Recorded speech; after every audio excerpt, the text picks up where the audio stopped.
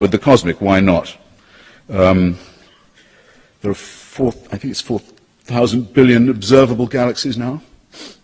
Anyone who claims to know a lot about all of these has sources of information denied to me, but we know a little bit about them and a lot more than we used to do. And Edwin Hubble noticed rather famously a few decades ago that they're all moving away from each other rather rapidly. That's what they call the red light problem or observation.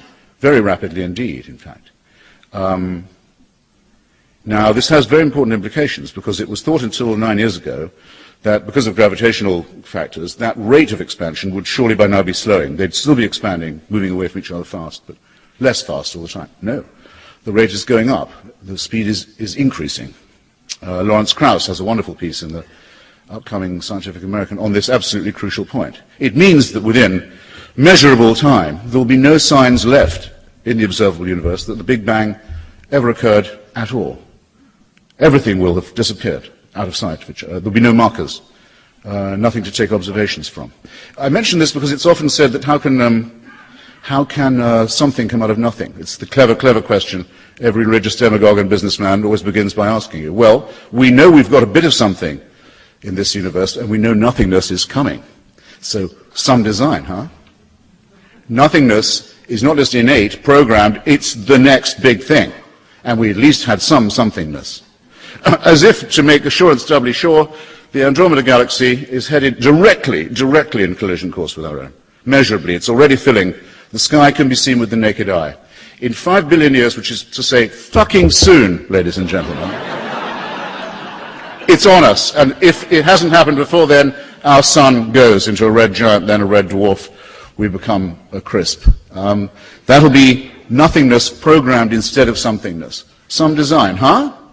Well, let's move then, while you ponder that, to the tiny suburb in which we actually do know we live. This little corner, just our solar system. Every other rock in our solar system is completely inhospitable to life, either too hot or too cold, as is most of our planet, which, as we know, have good cause to know, is on a knife edge of climatic survival as we speak.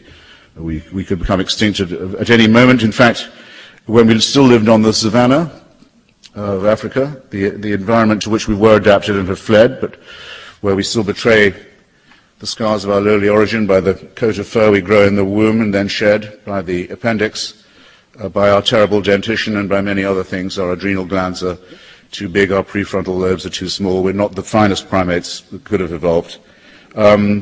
It's estimated by the people who've done the DNA work on this that we were down as a species to less than a few thousand because of climatic events and other nightmares and catastrophes before the decision was made to abandon the savannah and seek cooler territory. We could very easily have joined the 99.9% of every other species that has ever been in existence on this tiny planet and become extinct.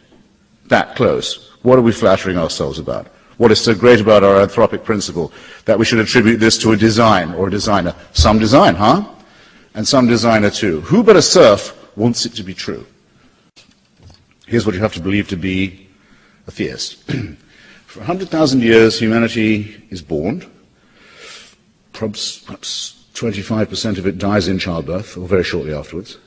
Life expectancy, I don't know, 25 for a very long time. Infant mortality, extraordinary, after childbirth deaths, I mean. Killed by microorganisms we didn't know existed, by earthquakes that we thought were portents, by storms that we didn't know came from our climate system, by other events that arise from being born onto a cooling planet with deep cracks in its crust, faults in its crust.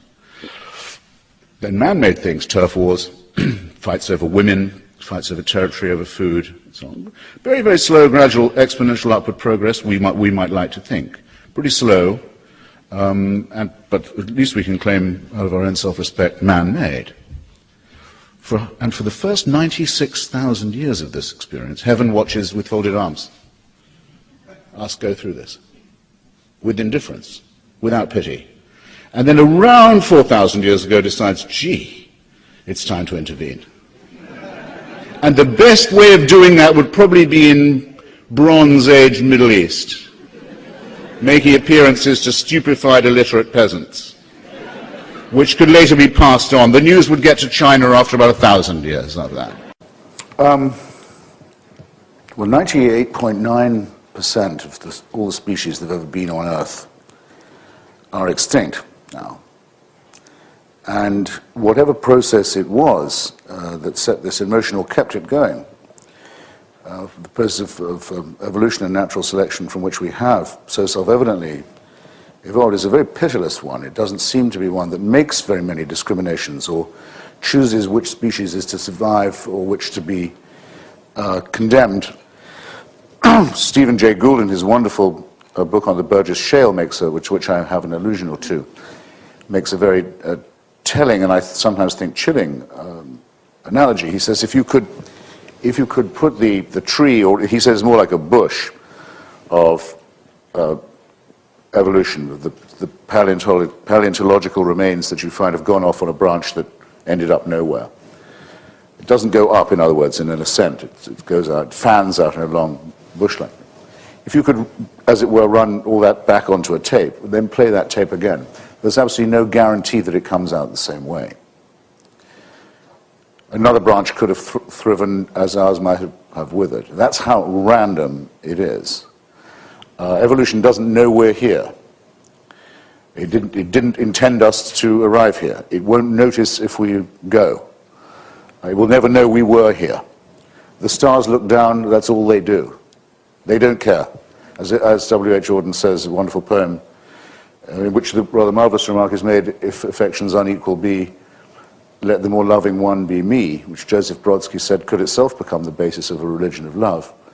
Anyway, the poem begins by saying, looking up at the stars, I know quite well that for all they care, I can go to hell. Religion is a combination of debasement and servility. I'm returning to a point I made earlier, with the most extraordinary solipsism. I'll try and put that better. In return for your being told that you sinned before you were born, we had a quick refresher on that just now. You sinned, you committed crimes that are original to your species, with which you have no direct responsibility, but for which you cannot shake yourself. You're born guilty, created sick, commanded to be well, as Fulk Gravel puts it. And that in the Quran you're told you're made out of a clot of blood by your Creator. In the Bible it's from the dust, and then women wrenched even from that rather muddy, imperfect creation as a lesser species. All this, and that you must go, as we all used to have to do, and confess your sins, say, mercy on me, a miserable sinner, wretched, guilty, unworthy. In return for that humiliation, in return for this total abolition of your self-respect, this conviction of having done wrong, you're told, but there's good news. The universe, the whole constellation, the whole celestial globe, the whole thing was designed with you in mind. So you can be, from someone totally abject and totally shamed, a complete solipsist, a raging egomaniac, the center of the universe, someone for whom it's all been planned. And not only that, but God has a plan for you too. And not only that, he was prepared to subject one of his children to revolting torture to prove his love. If you'd been present when that sacrifice, that human sacrifice was going on, you would have been in duty bound to try and stop it. But if you did, you wouldn't have been saved. If you'd done the moral thing and said, stop this now, I can't watch a human sacrifice, I can't watch someone being crucified. Stop it. No. You do that, you've missed your chance for salvation. This is madness. This is madness. And how many generations of humans went by not even knowing of this fantastic idea, dying in misery and ignorance and shame before it was suddenly decided, maybe I'll torture a son to death today and rescue the rest of them. Who can believe this? It's an insult, it seems to me, to self-respect in both ways. It hugely aggrandizes our importance in the scheme of things, and it greatly diminishes us as autonomous individuals. It belongs, as I say, to our childhood. Now, that God should have watched this species suffering, dying in childbirth, life expectancy of about 20 years, swept with plague, famine, misery,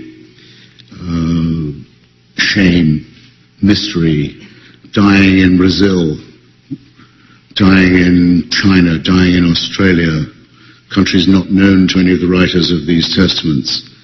Their animals not even known by it.